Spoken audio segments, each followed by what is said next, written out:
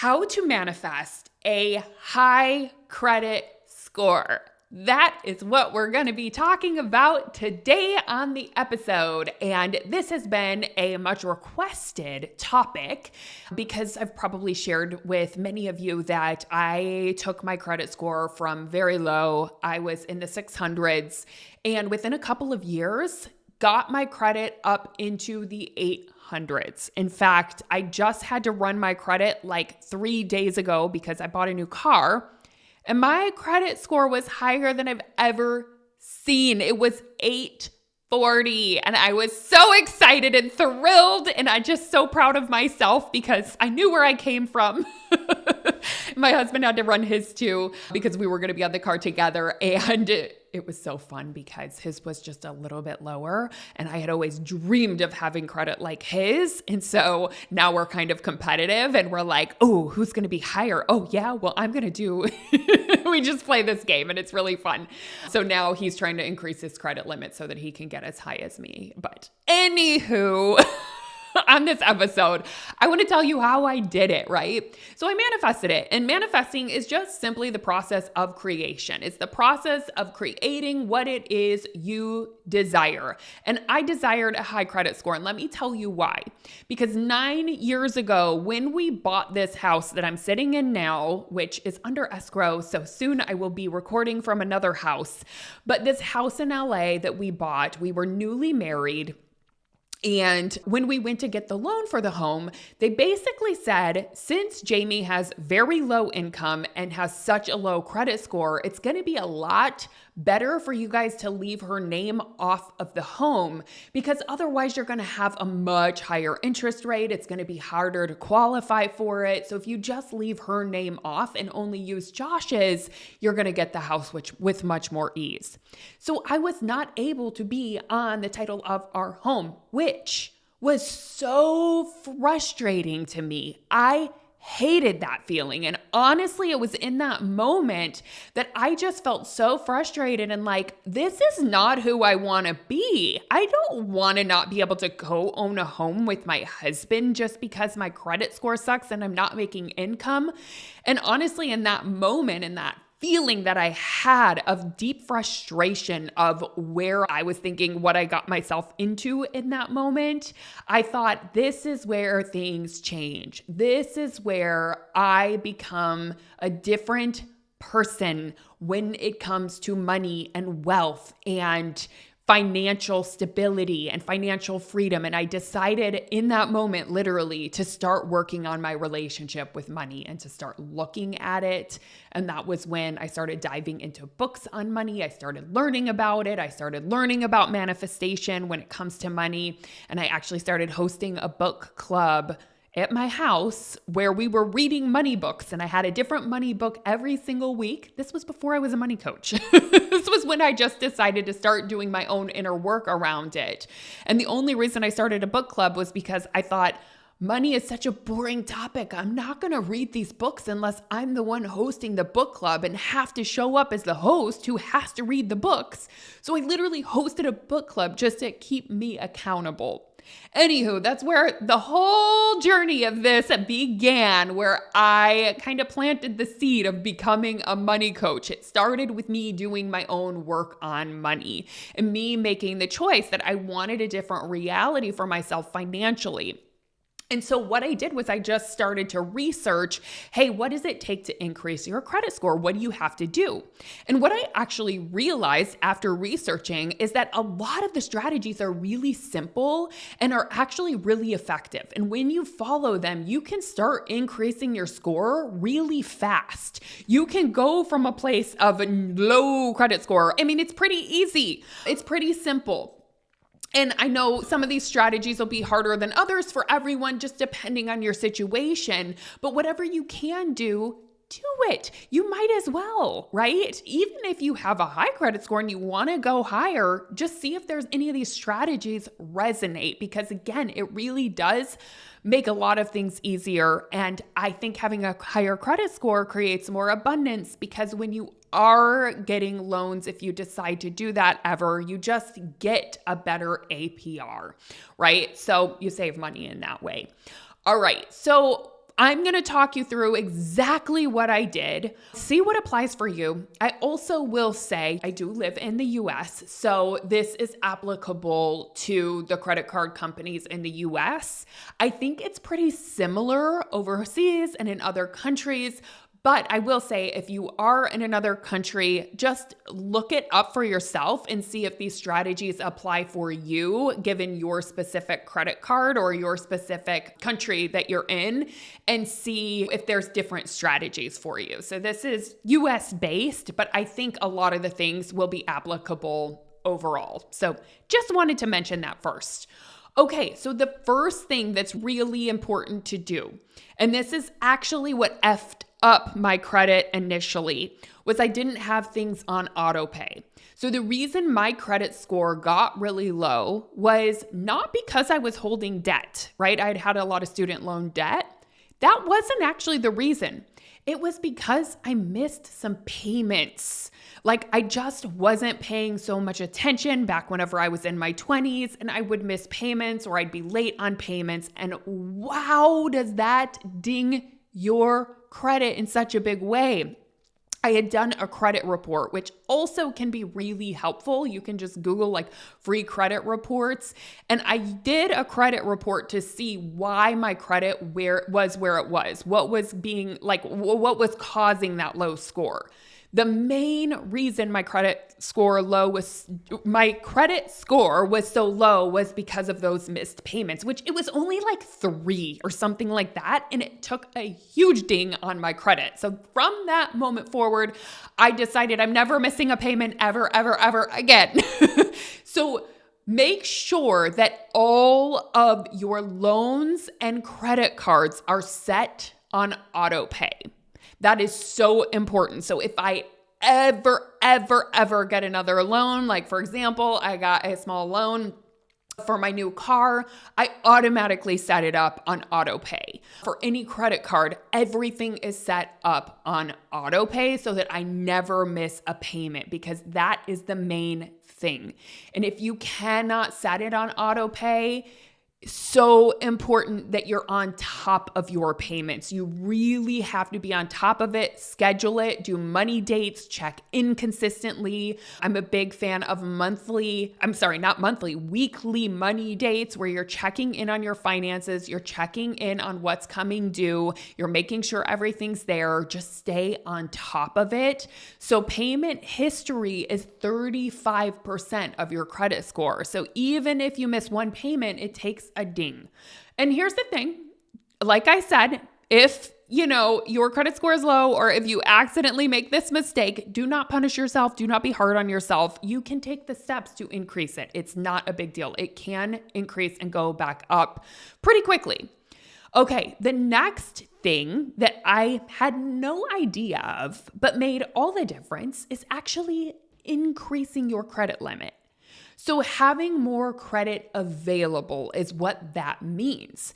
That is why I actually had a low score, was because I was always afraid of credit cards. Growing up, I had decided I'm never going to be in credit card debt. I never want to have credit cards. I want to pay everything on debit and just make sure that I have the money for it, right? Because I had seen some family members go into debt over credit cards. So I was literally scared of credit cards. So all through my 20s, I literally just used debit. But that was a problem, meaning I didn't have a whole lot to build credit on. I didn't have a whole lot of credit history. I didn't have a lot of available credit, which means my credit score stayed really low.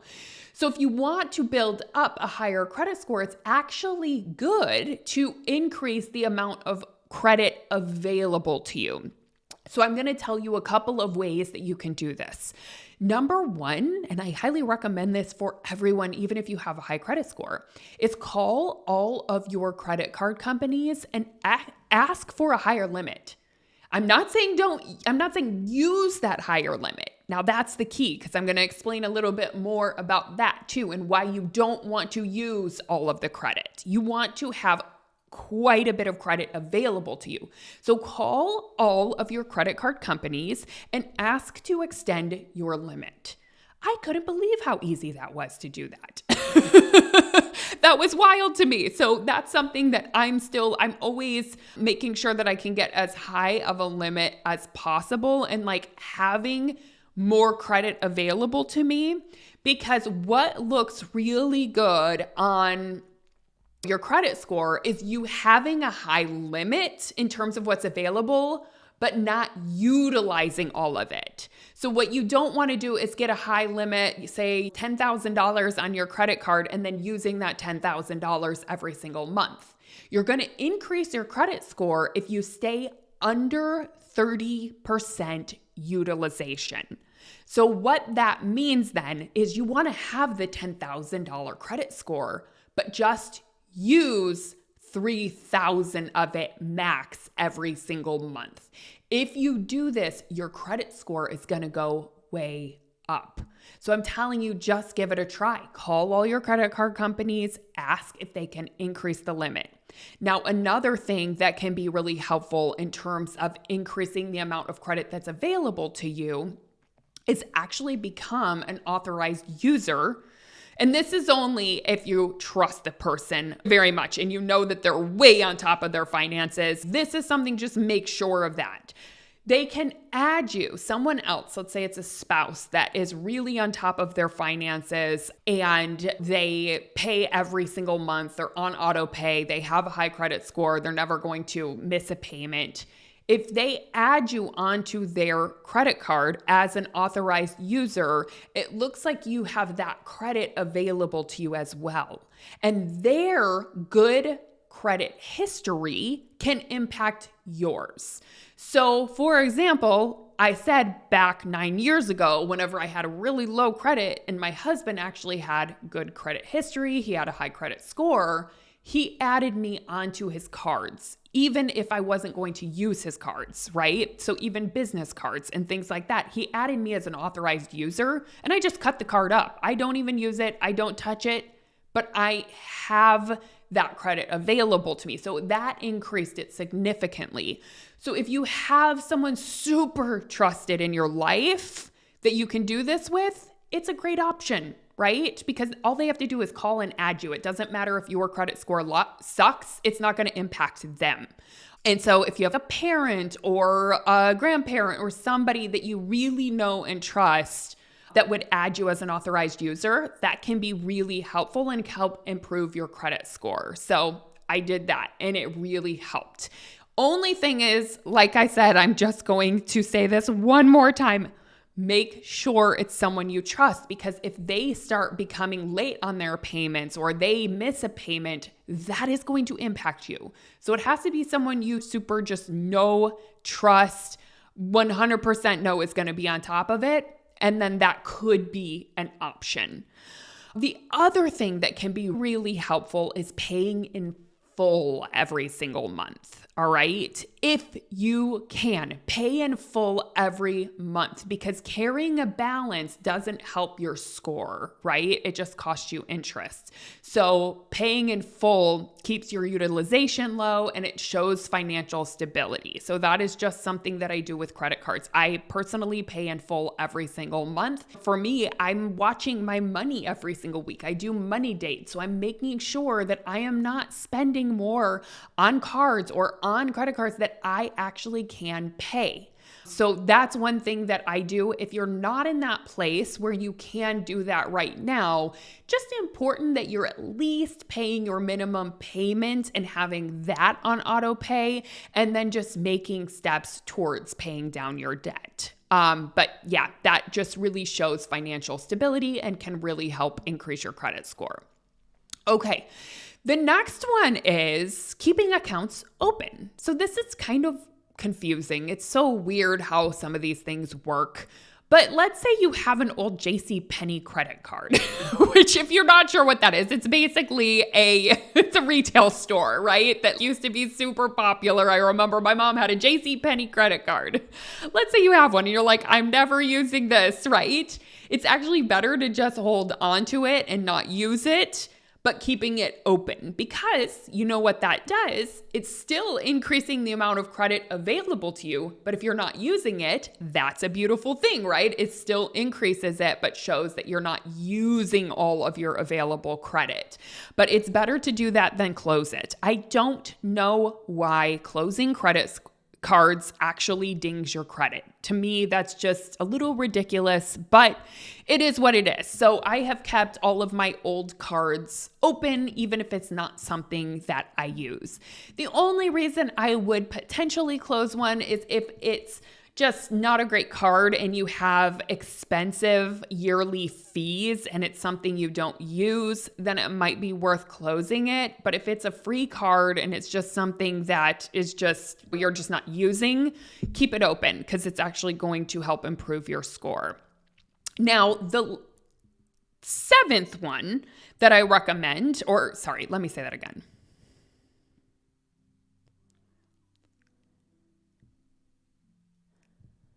Okay, now the next one that I decide, no, say it again.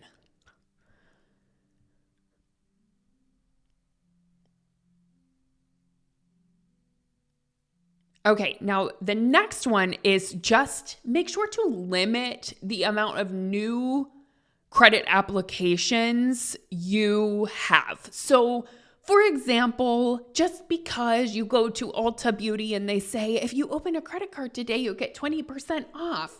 Don't open it just because of that. Unless it's like a credit card you're going to utilize a lot and it's going to be worth it, it's intentional and makes sense, then okay, let's open a new credit card.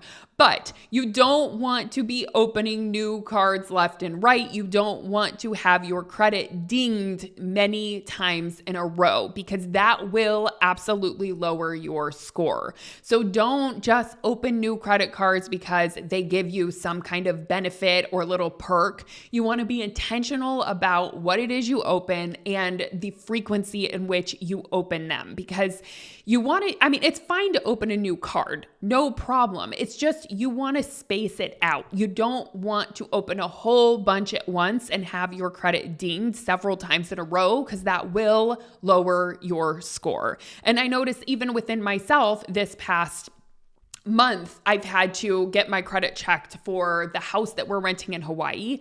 And then I was calling about a loan with my credit union for a car that I bought.